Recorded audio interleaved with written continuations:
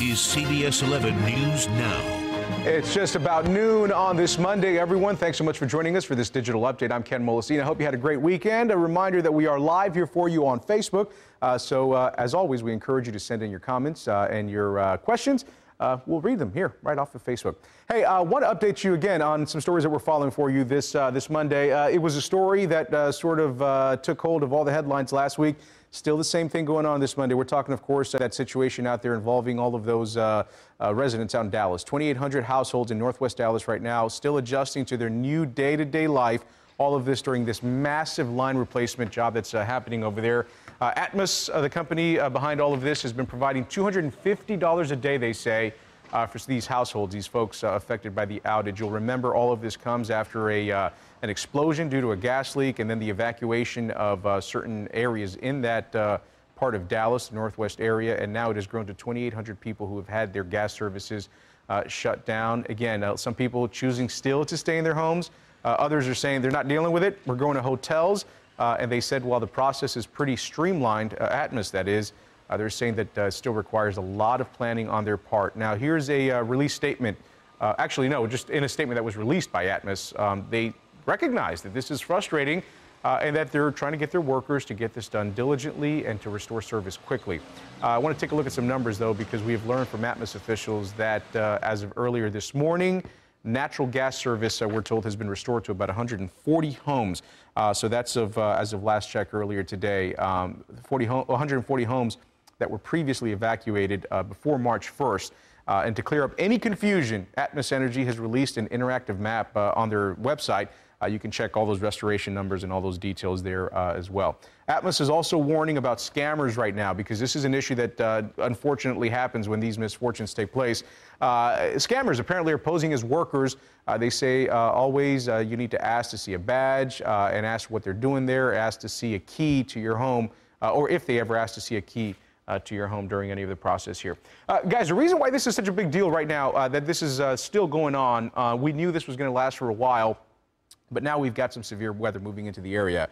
We've got some thunderstorms coming in later on tonight, followed by a cold spell. Some temperatures are going to dip into the 30s. So let's bring in Jeff Ray right now, meteorologist Jeff Ray, to talk a little bit more about this.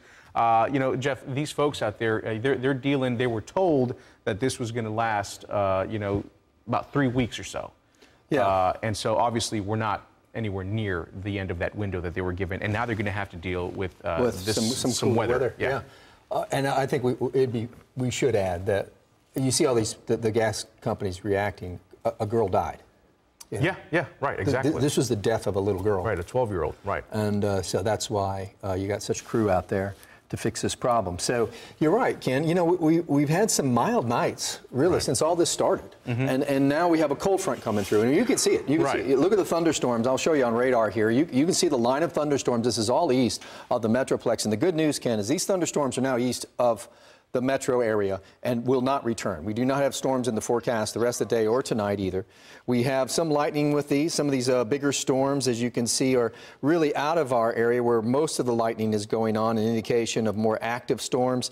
We are getting a little bit of some lightning along Mejia, and as that goes towards Fairfield, that also might produce some pea-sized hail. Nothing severe the way it's looking, but some stronger thunderstorms, and I suspect as they continue to roll off to the east, they might get stronger, but they will be clear of the Metroplex.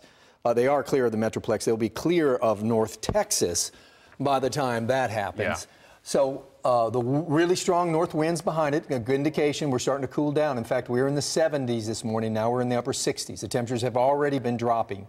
That's what happened this morning, and that's what's going to happen for the rest of the day. The front continues to move away, taking the rain with it further and further off to the east. So with the cold air coming in, temperatures are going to stay in the upper 60s the rest of the day. They're really not going to recover from the morning temperatures in the 70s. We're not going to get back there this afternoon. In fact, as temperatures go into the evening hours, we're going to continue to drop. It'll be kind of a cool evening, especially with these winds. They will die down a little bit, but by the time we get to tomorrow morning, there won't be much wind. That'll allow temperatures to drop in the 40s, the low 40s around the metro area, and the 30s in the outlying areas up to the northwest. But the 7-day forecast shows you we have a couple of mornings in a row where the temperatures are going to get down into the 30s. Right. So and people without gas are going to... you know, this is such a sort of difficult situation because apparently... So let's get this straight here. 2,800 homes in that area have had their gas service shut off. Okay. 2,800. 2,800 people, so it's close to 3,000. The issue here, though, is that not all of them are under a mandatory evacuation. Okay. Obviously, because of the situation there, you're not going to want to stay at home, so people are going to hotels. They're looking for voluntarily leaving, doing other things. For those folks, Atmos is giving $250 for everyone who's had their service shut down. A diem? Right, just a little something to help you with whatever you need to get by. But what some people are doing, those folks that chose not to leave their homes, Jeff, they're saying they're using that money to buy some space heaters because they want to stay in their homes. But again, I mean, you know, with these temperatures that we're expecting now, I mean, this is going to make for some pretty uncomfortable nights for folks who do not have an alternate plan, right? I mean, that's the kind of cold weather we're talking about. Yeah, I would say if you get down in the 30s and you don't have heat in your house, that's going to be a really uncomfortable night. And if you have kids, you know, the last thing you want is your kids waking up cold. Right, sure. Even the elderly. Here, let's. John Curbo's talking to us here on Facebook Live. John, thanks for your comment here. He says he's thanking us for the update. Thank you for watching. He also says my elderly mother is one of those affected. John, if you wouldn't mind, just send us a note here while we're chatting here about how she's faring with all of this. You know, what you guys have planned, because again, you know, we want folks to know and to get the word out in case you don't already know that, you know, for those folks who chose to stay there, it's going to be cold. It's going to be cold and it's going to be really uncomfortable. So maybe a little bit of planning can help them navigate through the next couple of days. And I'd like to add that the temperatures we show are at DFW Airport. And I mean, if you go just sometimes 12 miles outside of the city, the temperatures are as much as 10 degrees cooler. Now, I know this is still in an urban area where this evacuation, where they're working on the gas, but it's not as dense, I would say, as the metropolitan or the airport. So there's a good chance, well, I am forecasting a low of 42 and then 38. It could be 2 to even 4 degrees colder than that in that neighborhood. So we're talking about temperatures get closer to the mid-30s on Wednesday night. Robert Peterson is asking how long the cold will last, and you said a couple of days. I mean, really, a couple of days. Yeah. But I will tell you that it appears the colder air pattern might be around for at least another week, because I was just looking at this, and if you got a second, I'll show you the graphic. I was going to show it at 4. Go ahead. Yeah, I mean, if you got something to show, because there are people asking. I'll be right back. While you do that, Brandy Lynn Wood is asking, what is the issue? Recap, please. All right, Brandy, you must have just joined us here. What we're talking about right now is those folks that are sitting without gas service right now in Northwest Dallas.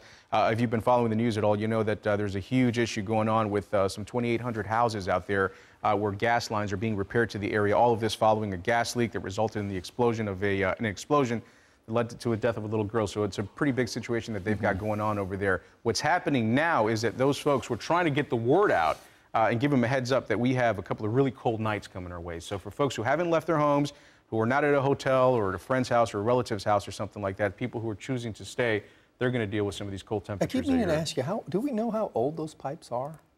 I'm not sure. No, I don't know for certain. But they're iron, right? But they're iron, but the system is so wide that some could be older than other parts. Yeah. You know, I mean, the area that we're talking about is not just one neighborhoods block. are added on, and they come in 20 years later and add another row house. Last week, it sounded like every day they were adding more and more to the sort of the area involved. Well, so. I know at least at the turn of the century, that's all they used, of course. Yeah. And I don't know when they changed over to the plastic. Sure. Yeah, but anyway, to answer your question. You had something you wanted to show us This is what we're thinking for next work week, okay? So the average low next week is actually closer to the upper 40s, but there is a chance here of below normal temperatures next week. So we have a little bit of a cold spell this week for a couple of days. We will warm up some for the weekend, but it looks like after that, which is beyond the 7-day that we normally show you, that it does look like it's going to be a little bit on the cool side. Now, that's not to say, Ken, that I'm forecasting lows in the 30s again, but at least that we're going to be dealing with these temperatures. Any way you slice it, these are not conditions that you want to be sitting without heat. No, and the irony of this is that we're getting a cold spell in this situation. When we take a look at the last decade, probably the most statistic that draws itself out so obviously is that spring has sprung quicker. Earlier and earlier. Yeah, we're getting really warm temperatures in March and April. You know, we were talking about this, remember last week I was saying that if we go from March 1st to April 30th, those 61 days, the start of spring, if you look at the 10 warmest starts in the 119-year history of DFW. 4 of them have occurred in the last 7 years. So, I mean, this is a new startling trend. We get warmer springs, and now we're talking about this cold air in defiance of pattern of late. You know. All right, Jeffrey, well, thank you very much for that. We're going to obviously chat a little bit more at 3 o'clock when we join you here for Facebook Live, and we're going to see you at the 4 o'clock. But anyway, folks, get the word out. A couple of cold days coming, so you'll be prepared for that. And if you're affected by that situation out there in Northwest Dallas, obviously let people know and plan accordingly. Jeff, we're going to visit with you a little later on, so thank you very much. Before we let you go, though, we do want to show you some images that came out of New York earlier today. Several firefighters, have a look at this. They're recovering today after they were hurt during a massive 3-alarm apartment fire. It's happened in Brooklyn. And look what happened there. The flames started to grow, firefighters started backing away, and then looked like an awning or something came down. Volunteer firemen. Yeah, I can't exactly tell exactly what came down, but obviously it was something external. It was something that the fire just ripped through, and it just came down on them. It looks like it's a partial piece of a roof, maybe. Oh, my. But anyway, 4 firefighters got hurt as a result of this. They were taken to the hospital for treatment. Here's the good news. They are expected to be okay. So just wanted to kind of show you that. Anytime things like that are caught on camera, it really, you know, it's kind of jaw-dropping. Yeah, it tells you how brave those guys are. No kidding. And they do this job every single day. So hats off to all the first responders out there who do this kind of work.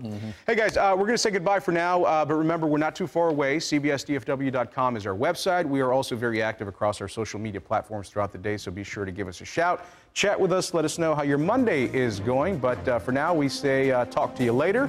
And we will see you a little closer to 3 o'clock. Take care, everyone. Hope you're enjoying your Monday. Bye, guys.